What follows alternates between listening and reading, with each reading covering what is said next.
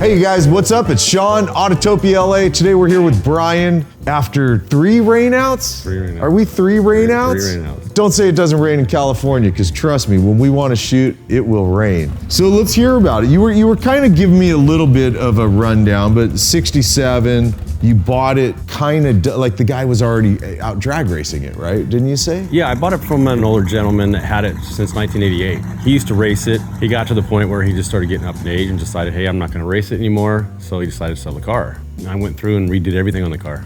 Put it back to street, so this way now it can be a nice street car. Like street car, and you look from the back and it's just big, fat, pro street setup. You were telling me it's still stock subframe on the car, correct? Correct. It's stock fender wells. But I changed all of the front suspension. It had an original 12 bolt in the back that had been cut. It was actually a little bit more narrow, like a 10.5 tire in the back when I got it. But I went and put the widest I could get on there, which is a 31/1650. It was ladder barred, and then I ended up putting coilovers in the back. Okay. And then it was kind of stink bug a little bit, you know, because racing they didn't care, but yeah. I wanted it down. So I cut the floor out a little bit more and dropped it about almost 6 inches in the rear. Well, why don't we pop the hood and see? I mean, I saw it briefly a little bit, but I want to see and talk about this. Is that a fiberglass hood? Yeah, it is. Yeah, right? This is a Glass Tech Sunoco style, 5-inch. What's the engine in here?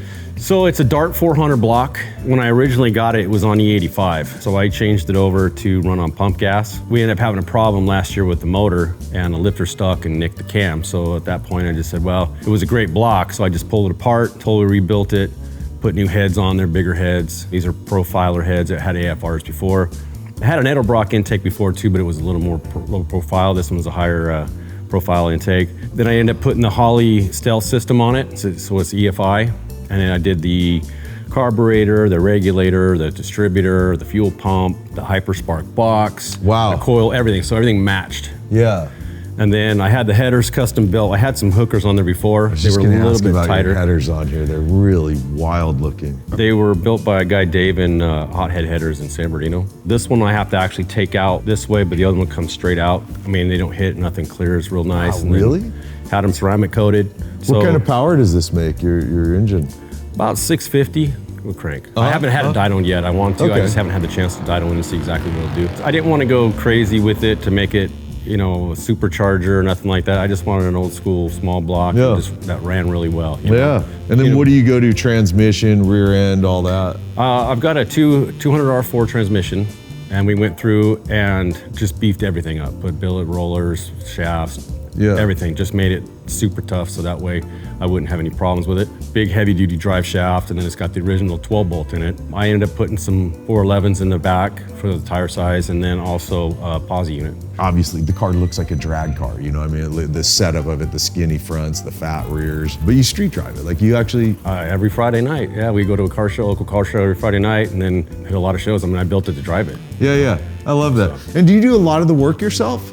Yeah, me and a buddy has a shop. You know, I can get up on the lift, and he's got a bunch of tools, so we built it at his shop, basically what we did, so that way I had all access to the stuff, you know. Yeah, so I see Wilwood, is it Wilwoods on the car all around? Yeah, all the way around. So the front, I did the 6 pistons up front with a 12-inch rotor. And then on the back, it's just got the 4 piston and I think like a 10-inch rotor on the back. And manual setup? Yeah, manual setup, but it made a huge difference because before it had drum in the rear and it had a smaller 2 piston in the front. When I went 6 piston and the bigger brake setup, now it stops real good, you know? I'll bet. It's so crazy, dude. This back tire's massive.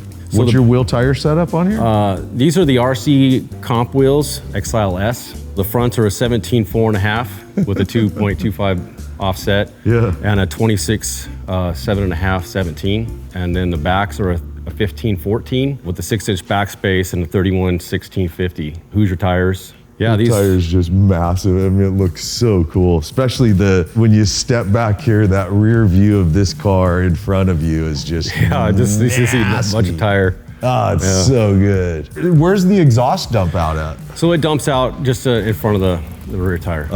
And it's got some MagnaFlows on it. Of course, sounds great.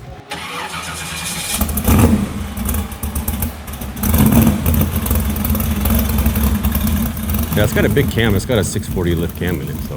You said the paint that's on here is the paint that was on it when you bought it, right? Correct. It had the scheme with the black and the silver stripe, and it had another stripe, a green one, but I took that off because when it was racing, he had his name on the side, and the green just stood out and didn't look right. So I said, you know what, take that off, and it just looks cleaner. Now I had another set of wheels on this that were weld Alumastars that were all polished, which looked clean, but then when I put these on here, it just makes the paint theme go together, you know? Yeah, the pictures you were showing me of the old wheel setup versus this, plus the green stripe now gone, I mean, it just looks better. It just looks a lot better. And you said the silver and the black, this is wrap on That's here. actually a wrap. Painted. Yeah, it's not a paint. It looks great, dude. I like your car, man. This thing's 67 Novas. For me, are just the coolest of the Nova family. You were telling me about this. This is bitching to see your interior, how stock it is. This is an SS Nova interior. When I saw this one, I'm like, dude, it's still stock. So I wanted to keep that and put the stock gauges in it. You know, I put some extra gauges where the radiator would normally go, but But that's still stock gauges, right? well, it's actually an aftermarket. It is. I think it just had like a cool and the fuel gauge from factory. What are these seats? Are these those These Pro? are these are TMI Pro Series. Oh, they are TMIs, okay. It's fun to see like a lot of the stock stuff. I mean, the door panels, this center console is so iconic to this car. You know this. Yeah, I mean, I didn't want to run the stock shifter. That's a B&A Mega shifter, so we just integrated that into the stock shifter bezel there, and then I had the custom boot made because the other one wouldn't fit, you know. So. And is it a manual valve body, or can you put it in drive and it'll shift? Yeah, I can put it in drive and go, or I can actually drop it down and shift it through the gears. And then it's half cage here, right? Yeah, it's half cage. When I got it, it was actually because the guy was shorter, so it was actually up here a little further, and it just pushed me too far forward. So we cut the cage out and actually brought it back. That way it was a little more comfortable, you know? Yeah. But I had a guy that do all the upholstery. We got the stock headliner we put back in there, but he built a custom package tray. He did all the carpet instead of getting a kit. Nice. I think it came out pretty well. It's really cool. Can we see in the trunk? Yeah, I got just a fuel cell back there. Oh, there we go. All about business right there. Yeah. Yeah, so I put a 20-gallon fuel cell before it had, I think, a 10. When I'm cruising, I'm not having to worry about fuel, you know? Yeah. Nice, dude. Well, let's camera it up and go drive, man. Sounds good. Yeah. So before we get deeper into today's episode, I want to make you guys aware of a company called ARI Appraisal, ARIappraisal.com, because they're the only company I know that offers a fully comprehensive auto appraisal, all done online for a flat fee of $250. So for $250, literally a step-by-step walk you through the process. You'll have a fully comprehensive auto appraisal you can use for estate planning, insurance purposes, all the reasons that you need an appraisal. So let's jump back in and have some more fun here, man.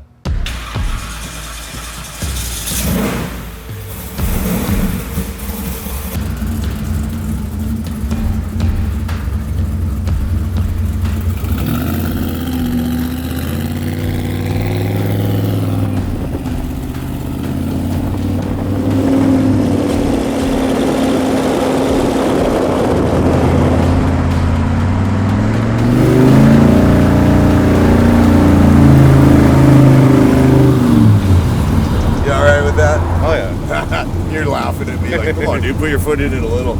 And I know you guys, some of you guys like to give me grief about it, but the truth is, I come back to the same thing always. Liability, respect, right? I'll bet there's not a lot of people that get to sit in this seat. Yeah, to be honest with you, the only people that have sat in that seat and drove this car is my buddy that helped me build it. Yep. My dad, my brother, and my nephew.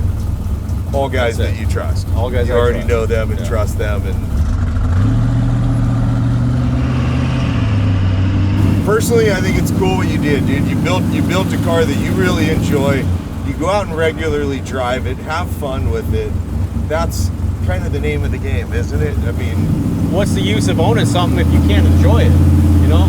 Well, and especially when you start building them, you know, where you're now putting additional time, money, energy, everything that goes into setting up a car, and now you're gonna put it on and off of trailers and take it in and out of shows. Like, hey, look, I'm not talking shit on the guy that does, well, I guess I am a little bit, but you know, the reality is for the guy or girl that does that, good for you. It's just not my world, dude. I like cars just like this that are built to go drive, have a good time, park it. Next time you fire it up, it's ready to go. Yeah. How often do you see a 67 Nova on the street that's something like this, you know what I mean? So everywhere I go, you get constant thumbs up. There's nothing like the experience of driving something analog. I mean, look, I know it's not 100% analog. You got a computer for fuel injection. Yeah. But the reality is, this is an analog car. Yeah. You know, you got manual brakes, you got no granny assists. There's something so wonderful about driving, and the car drives really nicely. Like I totally see how you could go cruise and enjoy driving, you know.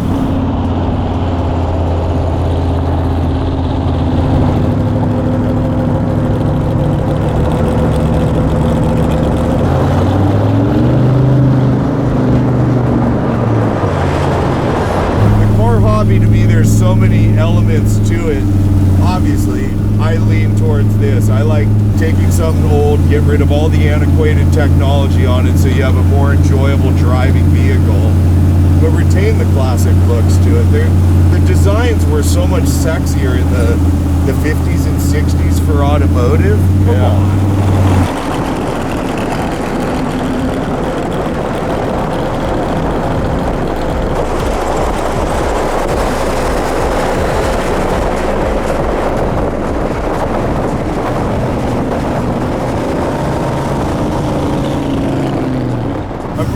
Really impressed with how nicely this car drives.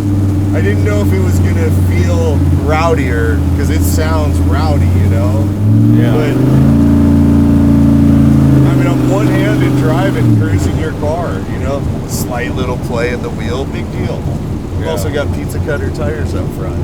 Yeah, but it's, I mean, you let go of the wheel, I mean, when it's not all these bumpies, I mean, the thing just goes straight. It's great, I can tell. And it's not doing anything weird under braking, you know.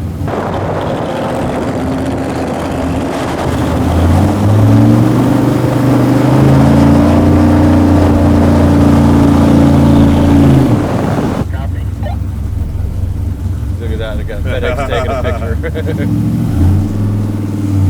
Yeah, you got to get a ton of that, dude. This car just feels good.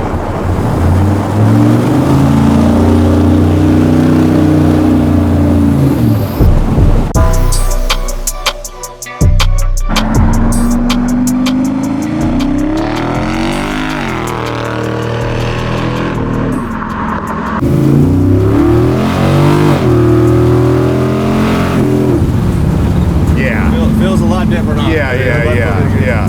See the smile instantly hit my face, man? Yeah.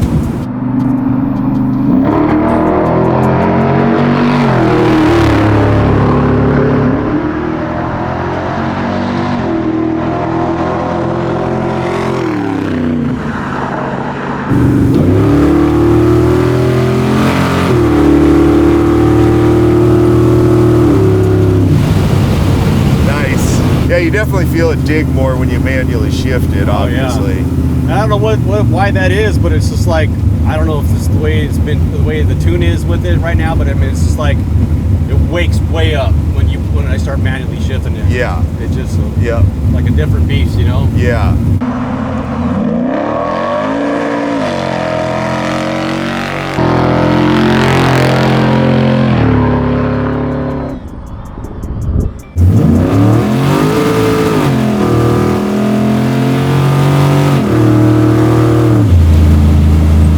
That was rad, dude. That was super kick-ass. Go up around this bend here. I'll show you where we can make a safe, comfortable U-turn. That guy wanted to get out of our way, man. He did, huh? He got in the center lane. He's like, oh, man. He's like, holy shit, that white car's coming up on me fast. Oh, yeah. That was killer from a low dig like that. I felt the rear spin slightly, hooks up, goes. It probably left a little rubber, you know? Yeah, oh, I'm sure. I don't know if this car leaves a little rubber. Your patch is that big. Yeah, that's true.